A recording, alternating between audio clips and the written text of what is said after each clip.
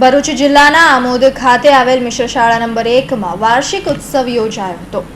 આ પ્રસંગે શાળાના વિદ્યાર્થીઓને ઇનામ આપી પ્રોત્સાહિત કરવામાં આવ્યા હતા। ભરૂચ જિલ્લાના આમોદ તાલુકાના મોટા તળાવ પાસે આવેલી મિશ્ર શાળા નંબર 1 ની કન્યા શાળામાં વાર્ષિક ઉત્સવ ઉજવવામાં આવ્યો હતો, જેમાં બાળકો દ્વારા વિવિધ પ્રકારના નૃત્ય રજૂ કરવામાં આવ્યા હતા, જેને લોકોએ તાળીઓથી વધાવ્યા હતા અને શાળામાં વર્ષ દરમિયાન યોજાયેલ સ્પર્ધાઓમાં વિજેતા રહેલ વિદ્યાર્થીઓને ઇનામ વિતરણ કરી પ્રોત્સાહિત કરાયા હતા। તારીખ 3 માર્ચ 2017ના રોજ અમારી મુખ્ય કન્યા શાળા આમોદનો વાર્ષિકોત્સવ અને પારિતોષિક વિતરણ કાર્યક્રમ રાખવામાં આવ્યો હતો। એમાં વર્ષ દરમિયાન અમારી વિદ્યાર્થીનીઓ સહઅભ્યાસિક પ્રવૃત્તિઓ અને સાથે સાથે શૈક્ષણિક ઇનામો અમે આપ્યા અને અમારી વિદ્યાર્થીનીઓને પ્રોત્સાહિત કરી।